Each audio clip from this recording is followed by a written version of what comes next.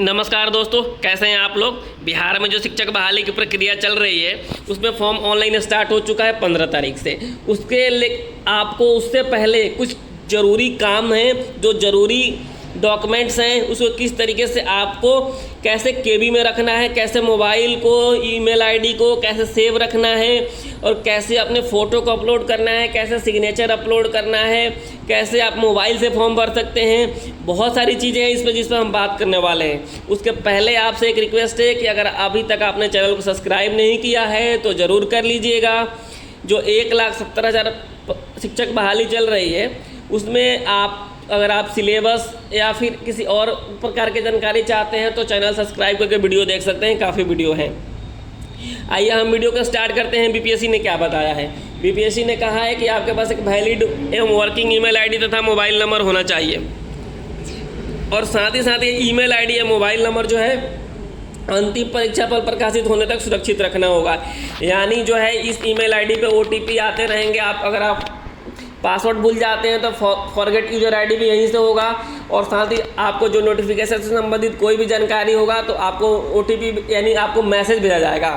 तो ये चीज़ें हैं जो काफ़ी इम्पोर्टेंट्स हैं आपके लिए। अगर आपको मोबाइल को सेव रखना है, अगर किसी कारणवश गुम भी हो जाता है तो वही नंबर दोबारा निकलवा लेना है। तो ये काफ़ी इम्पोर्टेंट्स है आपके लिए। अगला हम देखते हैं, इन्होंने कहा है कि आपके पास जो भी है डॉक्यूमेंट्स उसका मूल जो है आपके पास होने चाहिए।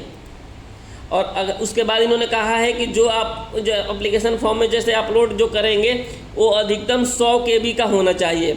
यानी आपके पास जो भी डॉक्यूमेंट्स होंगे एजुकेशनल डॉक्यूमेंट्स फ़ोटो को छोड़ करके वो 100 KB से ज़्यादा का नहीं होना चाहिए। और 100 KB किस तरीके से करना है तो आप या तो गूगल से जाकर कर सकते हैं, वहाँ वेबसाइट से, या फिर एप्लीकेशन से, या फिर आप किसी को व्हाट्सअप कीजिए अपने डॉक्यूमेंट्स अपने घर में और फिर उस मोबाइल से अपने मोबाइल पे मंगवाइए और फिर चेक कीजिए। आपका जो होता है ना KB रिड्यूस हो जाता है, कम हो जाता है। आगे हम लोग बात करते हैं, जिस सिस्टम से भी आप अप्लाई करेंगे उसका जो वेबकैम है अपडेटेड होना चाहिए, अच्छा होना चाहिए।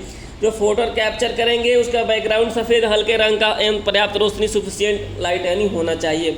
तो ये सारी जो चीज़ें हैं आपको नोट करके रखना है कि 100 KB से, अगर आपका 101 KB का है ना, आपका कोई भी डॉक्यूमेंट्स आपको अपलोड ही नहीं होगा। वो 99 का है तो हो जाएगा।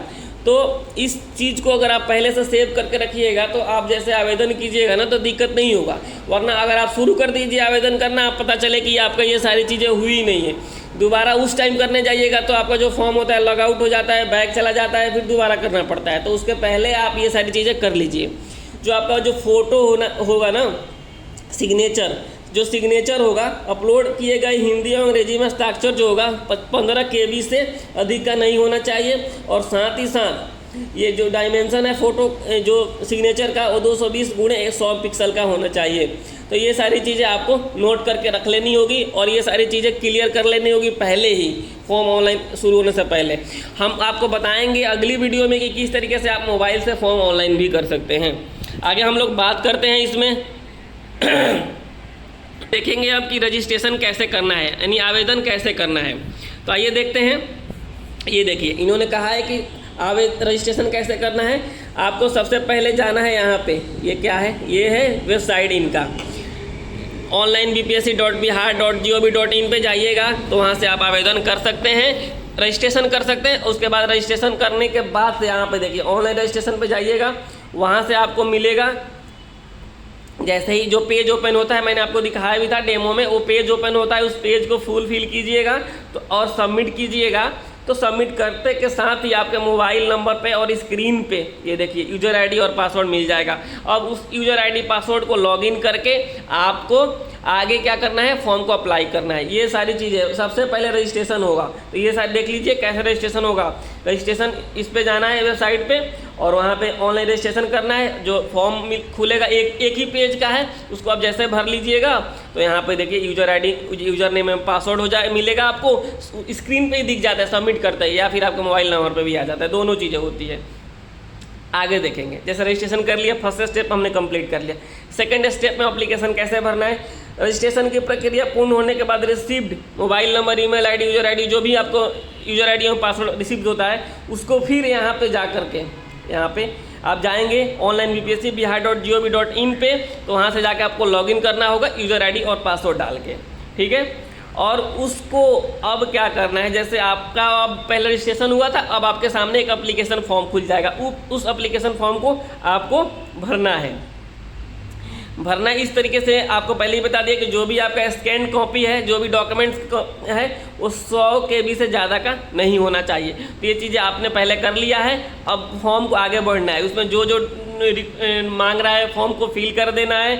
और फॉर्म फिल करने के बाद से देखिए ये कह रहे हैं कि जो आपका फ़ोटो है ना, वो फ़ोटो में आपका रंगीन चश्मा नहीं लगाना होना चाहिए, मफलर या फिर टोपी लगा के आपका फ़ोटो है जो आप अपलोड करेंगे वो फ़ोटो ऐसा नहीं होना चाहिए।